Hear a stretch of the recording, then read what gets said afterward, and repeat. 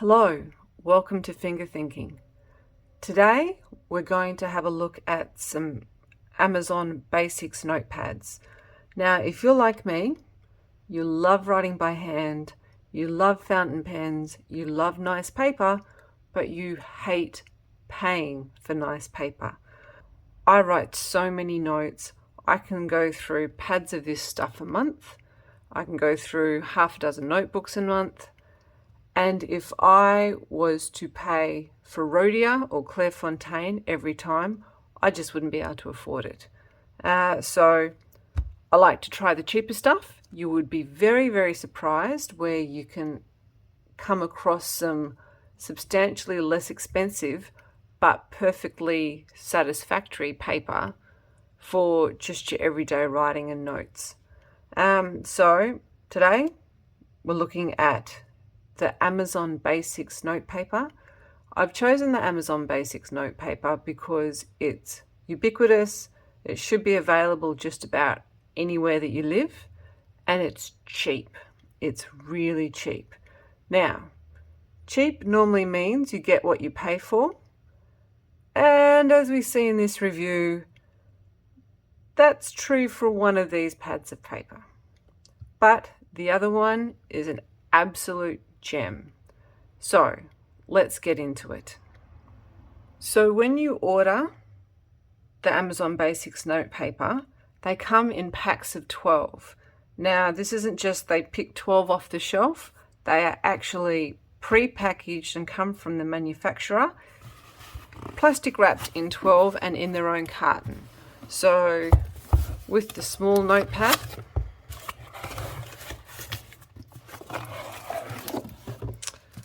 they come in 12 that are all shrink wrapped together.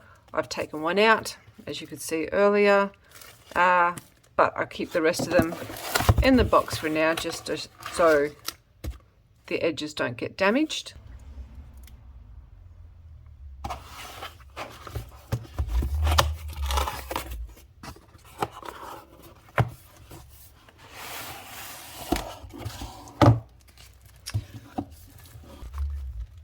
Okay, and we can see that the yellow legal pads are exactly the same. Shrink wrapped in a pack of 12 and then comes in its own box.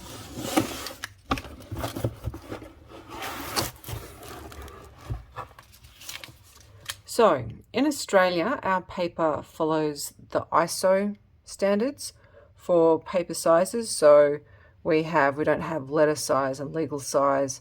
We have A4, which is typically about this size, and A5, which is half of A4, A6, which is half of A5, A7, which is half of A6, etc.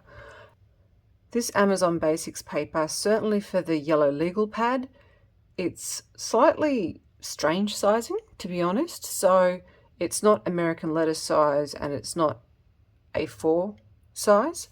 If we compare it to a sheet of A4 printer paper, we find that it's just a little bit wider, and on the dimensions on the website it does say that it's 216 millimeters wide and an A4 is only 210, so that works out, and it's slightly longer at the top, and that's also on the website. It says it's 299 millimeters long versus A4 being 297. So is what it is. My only complaint about paper that is a non-standard size is if you're trying to file different lots of paper together, like you want to hole punch it and put it in a folder, you actually end up with the edges being out of whack. So if I was to file this with normal A4 paper, then I'm just going to have these few random pages that stick out on their own, and that offends my kind of alignment sensibilities. I like edges to line up, I like corners to be square, I like the staple to go on a particular spot. So that would annoy me, which means anything that I write on this would need to be filed with this size paper only. Now, if we check the size of the smaller pad, now this isn't advertised as an A5 pad. It's advertised as what's called a reporter's pad. Now this is a 127 mil by 203 millimeter size piece of paper. So if I just fold this in half, so this would be considered an A5 piece of paper, the ISO standards, and we can see that this notepad is ever so slightly smaller. So this spiral bound notepad isn't part of today's review. We will have a look at it in a future video, but these are the same size. So this is a standard reporter size, but not A5 is what it is. So there are some similarities between these pads of paper. They're not exactly the same. Apart from obviously the size and the colour. So one is considered a yellow legal pad, the other one's just a white notepad. They both have perforations at the top. You can see I've used a couple of sheets off this. Now this actually rips really nicely, so that tick for that. The yellow legal pad also perforated up the top. They both have the ruled margin down the side. Now apparently that's what makes it a legal pad. So if you have a pad of paper, the size isn't what makes it a legal pad. The colour isn't what makes it a legal pad. The yellow makes it a yellow legal pad, but it's a legal pad if it has this margin here, which is supposed to be 1 1/4 inches from the side. I measured this one. This one's out by like 1 millimeter, but close enough is close enough. Now with this one, the margin is a little bit narrower, but then that would just be ridiculous if you took up a third of the page with the margin, so that makes sense. So we have printed margin down the side. It is also printed on the back as well. It's lined on both sides, so both pads of paper are lined on both sides.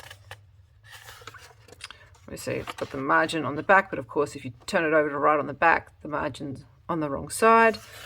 So if we look at the line width, now these are advertised as different line widths. This is specifically called the narrow ruled pad. The yellow legal pad is described as a wide ruled notepad. So from what I can see on the Australian site, the larger pad in the wide ruled only comes in yellow. We don't seem to be able to get the white out here. However, the smaller pad comes in white and yellow. So I'm now curious to get the yellow. I wasn't aware of this at the time when I ordered it. I'm curious to get the yellow in the smaller size to see whether the paper resembles the paper in the smaller pad or the paper in the larger pad, because these papers are very different, as we'll see in a minute. You might almost be able to actually see it on the camera already. I don't know how well you can or can't see the texture. So moving on, let's have a look at the smaller pad of paper first. Okay, so we have a bit of a motley assortment of pens that we're going to try today. That's largely because they have a bit of an assortment of inks in them, and this is what I have inked up at the moment. The first pen that we'll actually try on this paper is just the Amazon house brand, Wordsworth and Black. I did a review on this recently, so check that video out. I'll put the link up here, and you can see what I think of that. Spoiler alert, it's an okay pen. I did talk about in the other video that even though they advertised it as a medium nib, and I thought it might have been a fine nib, the more I write with this, the more I'm convinced it's closer to an extra fine nib, but that's okay. So let's just do some writing samples.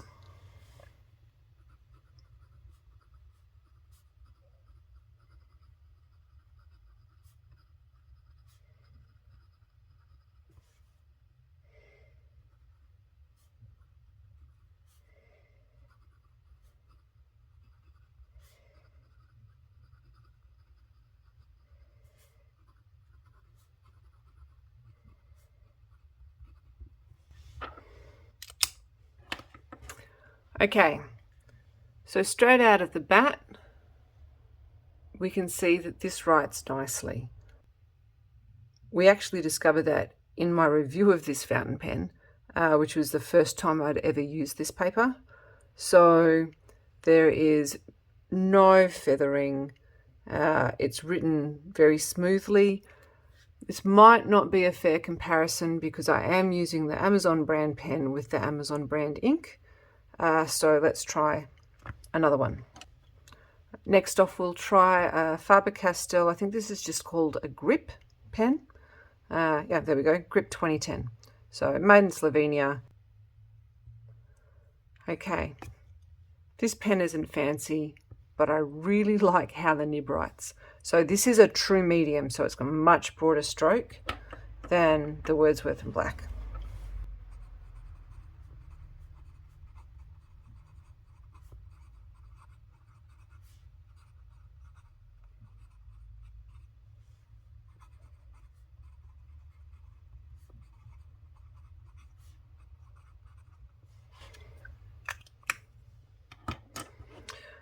Okay, so let's have a look at that.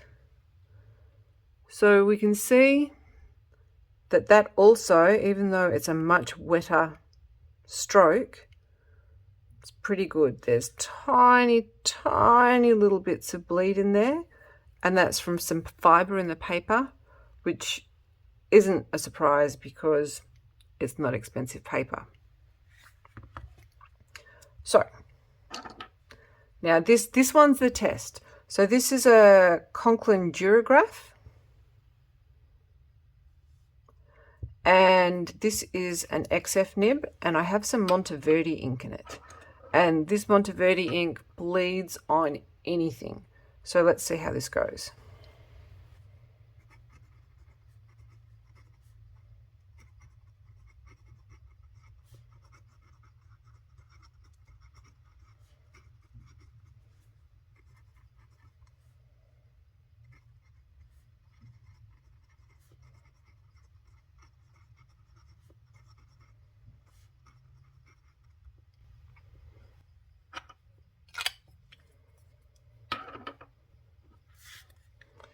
Okay, if we have a look at that, we can see that there's a little bit of bleeding on this, but this ink just seems to be notorious for it. I don't know why. All right, so this is another cheapie. This is a Jinhao 88, and this has some online ink in it. So let's try this.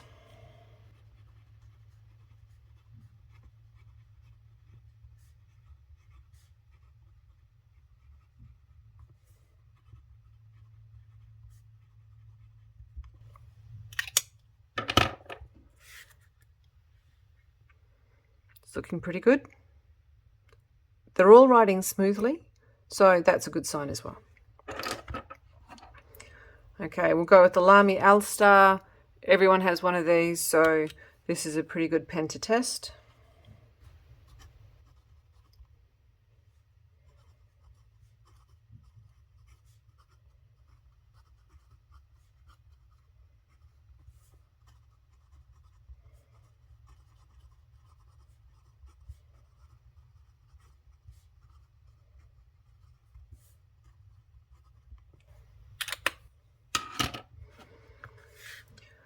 Okay, so even though this is an F nib, we can see that this paper, it's certainly not a Rhodia quality paper because the stroke is just a little wider than it is on some of the other papers that I use this Alstar on, but still it writes smoothly. And finally, this is a Kaweco Special. I don't see a lot of these floating around, but it's a surprisingly nice pen. It's aluminium, so it's a metal pen. It's a metal pen, so there's a little bit of weight to it, but not too much weight. I'm not a big fan of heavy pens. I'm not a big fan of very fat pens, so this is quite slim. Has screw top on it. I'll do a review on this one day. These just stay wet forever. It's a pen I really like, and this is an F nib.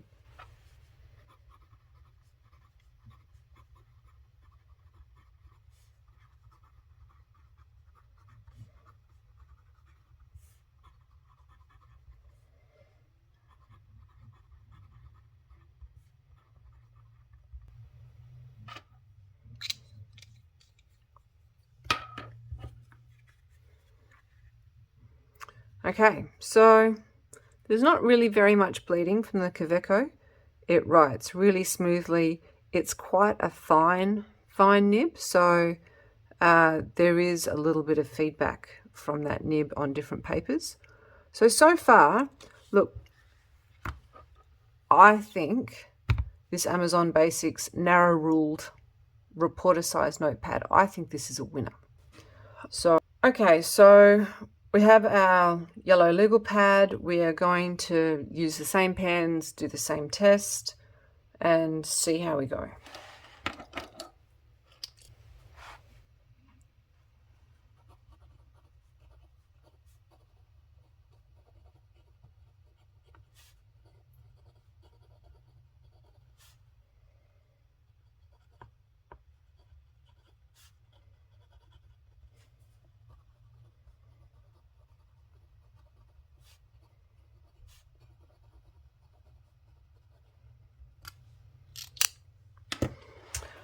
All right, so I won't know how well the sound from writing. I don't know if you can actually hear the feedback on the nib until I actually process the video, but this just doesn't write as smoothly as the white pad. So far, I'm not thrilled, but let's keep going.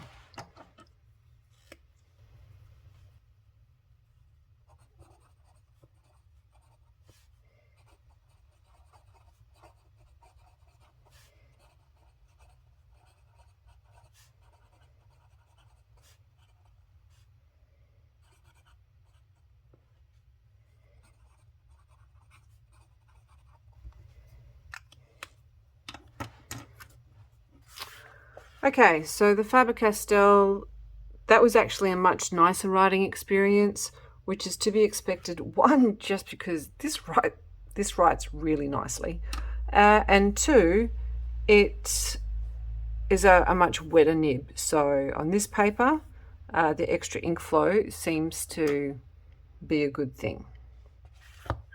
I've just noticed I spelt Castell wrong. All right. Let's try it with the most unforgiving nib I have.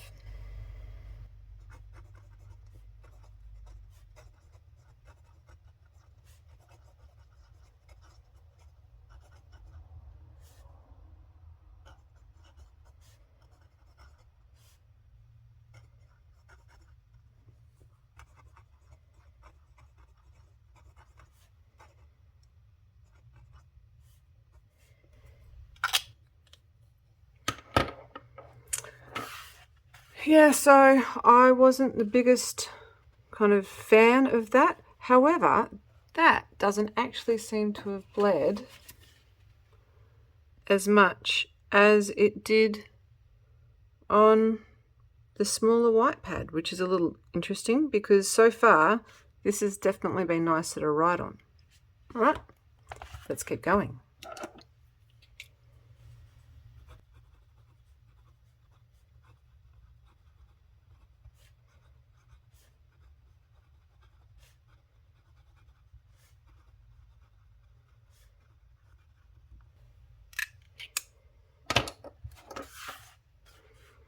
Okay, well, that one wrote about the same as it did on the white pad.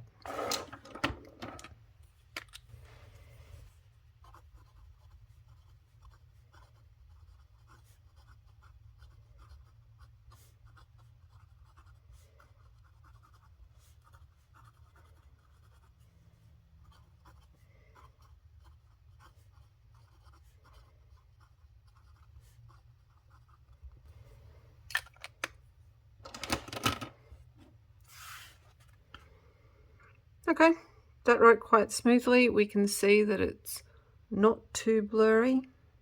Oh, sorry, not too blurry. It hasn't bled much at all, to be honest. So what I'm finding, actually, so this is the second or third page in this pad, and certainly the one on the top was much scratchier. The surface was much scratchier than the page a couple of pages down. So I don't know if that's going to be the same on all of these pads or not, but it's an interesting interesting thing to note.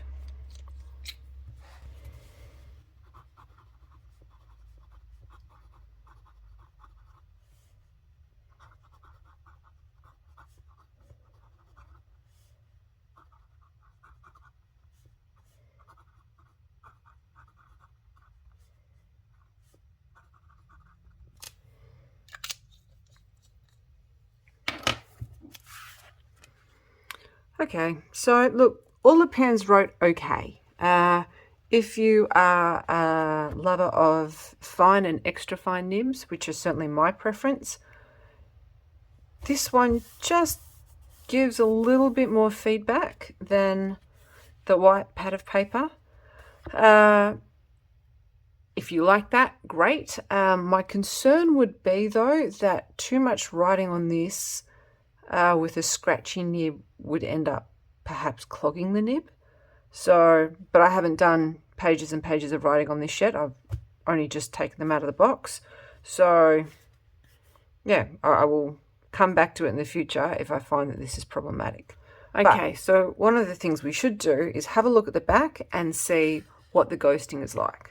So I may as well use this opportunity to show how nicely this perforation works. Bang, easy. You're not going to rip the top off the page. It's not going to go skew-if on you, so that's great. And there we go. So the ghosting could be worse. It's the worst with this Monteverde ink. It just seems to be something about those inks. I don't know what. Anyway, so this isn't a big problem for me because I don't tend to write on both sides of a page anyway.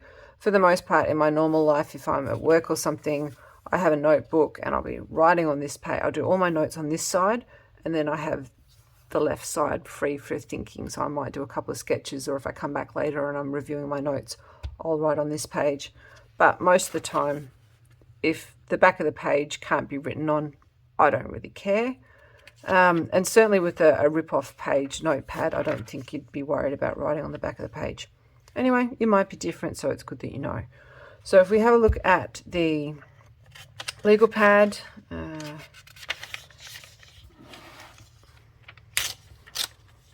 again, rips really nicely without me having to prime the crease. So again, the ghosting, we can see it. If I hold it up, it's a lot fainter. It's just when we put it on the backing that we can see the writing through it. Again, this Monteverde has probably got the hot spots. Now the back of the page, let's have a look. So the texture of the back of the page, both sides seem to have that, just to the finger touch, have the same feel on the white paper. But on this yellow legal paper, the back is definitely rougher than the front. So there's definitely, in the manufacturing process, there is something to do with what rollers are on what sides. It's a bit like art paper. So if you use cotton paper or anything, if you're doing watercolor or anything like that, you'll find that there's different textures on different sides of the paper. So that's what we find. Let's just, out of curiosity, pick two pens.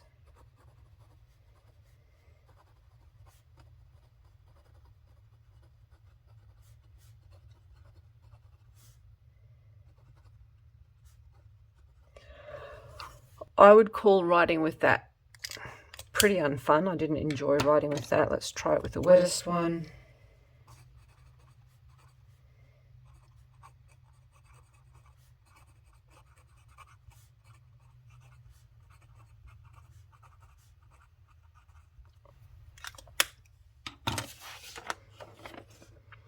Yeah, so the bleeding's about the same, but the writing experience isn't as nice on this side. So I certainly don't recommend getting this pad if you want to write on both sides.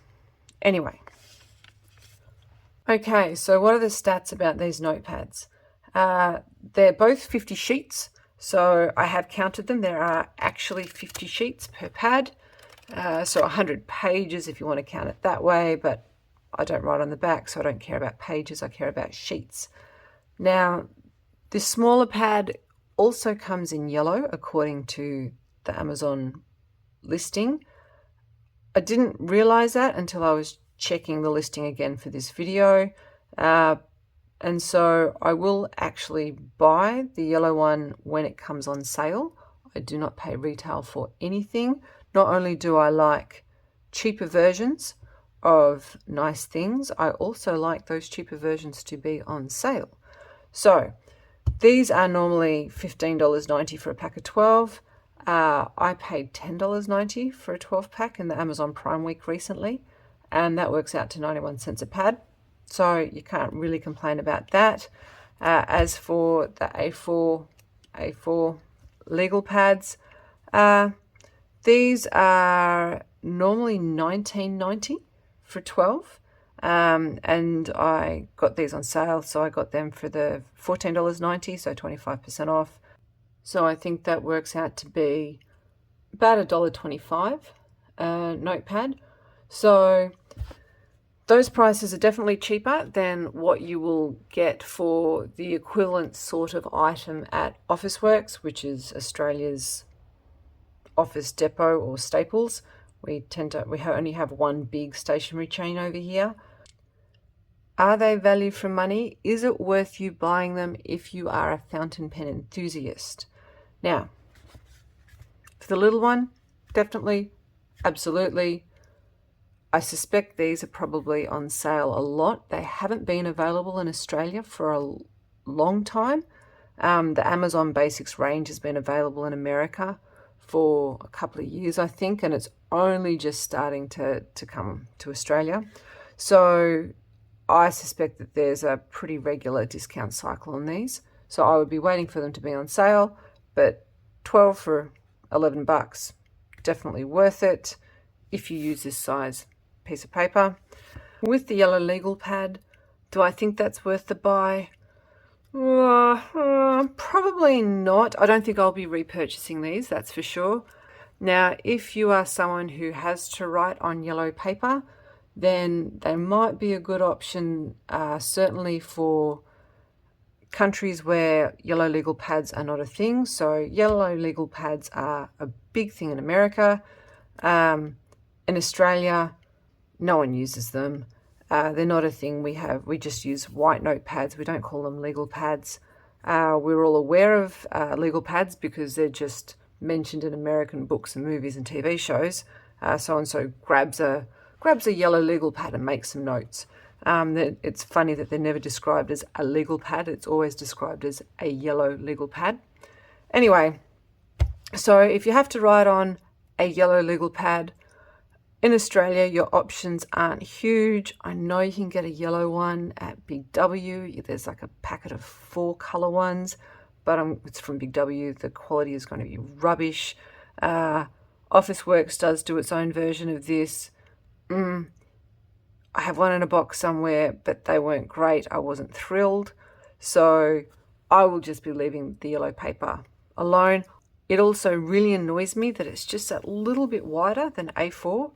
I don't understand why Amazon's done that. I don't understand why they've made it not an ISO size and not an imperial size. That just seems weird. So, yeah, look, if your kids want to scribble, fine. If you're not using fountain pens, they're probably fine. I haven't actually tried them with gel or ballpoint pens. I'll maybe do that in a future review. Let me know if you want to see it. But yeah, so at the end of the day, don't pay retail for either of these. These I bought for 25% off. These I bought for, it was about 33% off. Let's just quickly do the sums. And definitely worth the buy. You could probably pass. So, okay. So that's it for today's review of the Amazon Basics notepads. So thank you for spending some time here at Finger Thinking, where we review analog creativity and productivity tools. I look forward to seeing you in the next video.